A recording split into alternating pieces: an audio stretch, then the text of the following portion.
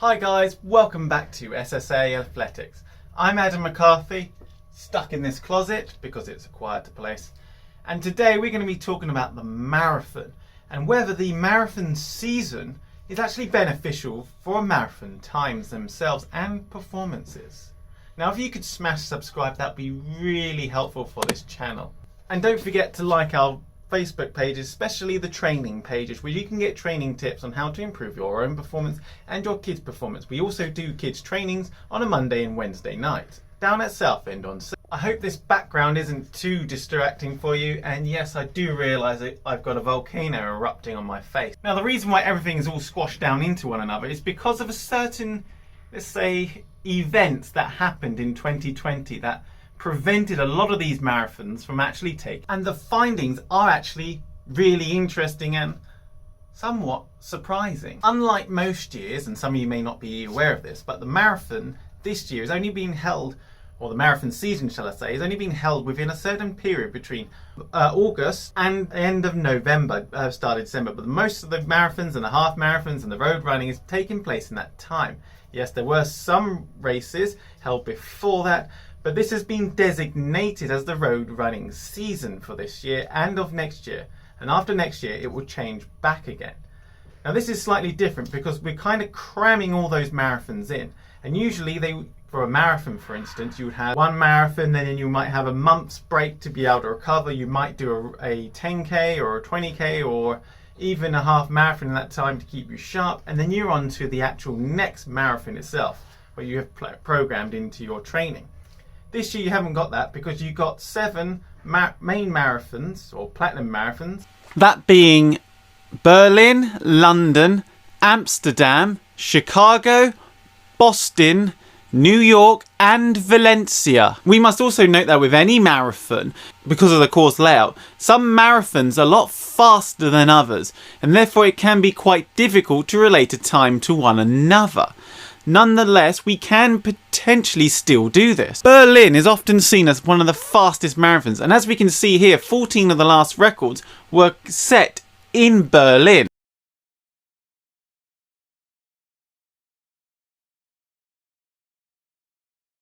Within 45 days. Now what clarifies as a platinum marathon? Well, I don't really quite know because no one seems to know. I don't even know what that means. No one knows what it means, but it's provocative. It gets the people going. IAAF, or now the World Athletics, has seemed to have designated 7 marathons as being platinum marathons. Everyone has a different idea of what classifies as a top marathon though. Now it must be noted that we still have 1 marathon left. So what I've done is I collected all the average or the top 20 times for each of the marathons, both for the men and the women's. And then I worked out the average time for each and then tried to work out the average time compared to what is expected to be a good elite time prior to 2021. Now I made, well, not necessarily 3 predictions, but in a previous video explaining the marathon season, I say there's possibly 3 possibilities that may happen. The athletes won't necessarily be able to take part in all the main or all the 7 platinum races because they're just too close to one another. You can't simply recover from. Therefore, they might have a potential loss in earnings. You've also got to take into account they do have the half marathon and other road running world championships thrown in between as well. Point 2. Because it's in this time of the year, times might actually be a lot faster. Generally, around this time of year, it's often the best weather and conditions in the northern hemisphere anyway for marathon racing. Point 3. Nothing really happens. Happening this year in October, November. Usually they race in the summer. That is going to be better because the temperature in Europe and North America is much lower. Like a summer, you often don't get the right temperature to break world records. The marathon runners like it around about 9 degrees Celsius. It takes around about a month to recover. These guys are not going to have a month to recover. So they might have to be very select over which race. They also love it when it's really flat. Rotterdam and Berlin are the fastest marathons to run because they are flat. A lot of the marathons changing their courses are much flatter. and this is to prevent large crowds going over and seeing and potentially spreading the 19. We are going to potentially see some faster times from the elite. Yet again, they could be tired, so they may not necessarily produce those times. The use of these plated marathon shoes. This will be the first time that the majority of the field would have access to these marathon shoes. Now, we should expect a variance in time. We know that Berlin is often faster, and not every race is going to have the same conditions, especially year on year. Now, we've also got to take into account there are certain innovations that are more readily available to the every elite runner, that being the plated marathon shoes that give at least 4% greater rebound off the surface, therefore making them more energy efficient, therefore greater running economy potentially. These are available this year, but they weren't so readily available last year, and certainly weren't as readily available the years before, especially now that there are multiple brands that do make these shoes.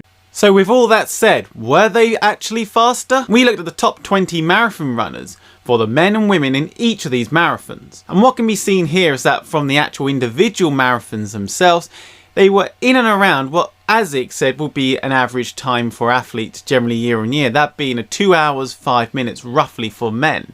And for women, 2 hours and 22 minutes, which they were also within those roundabout times that ASIC said would be an exceptional elite performance. Now, when we do look at the actual averages performances across all 20 athletes in each of the marathons, we notice that these performances are well below that was 2 hours 5 and 2 hours 22. But this is not the full story. When we look at the actual start lists for each of the marathons, it becomes apparent that many of the marathon runners were unable to do all of the main platinum marathons, maybe because they were too close or weren't necessarily within their program of what they were going to do, look forward to, achieve and compete at. After all, there is very little consensus over what the main marathons actually are. Plus, the other road races have improved greatly over this period, especially the half marathons and more noticeably the women's half marathon. With the women's half marathon, it has been smashed a number of times this year. Jepchirche, Gidney, Keptegei and Eulahor have all broken that half marathon world record, with 2 of those half marathon world records being broken within this period of time.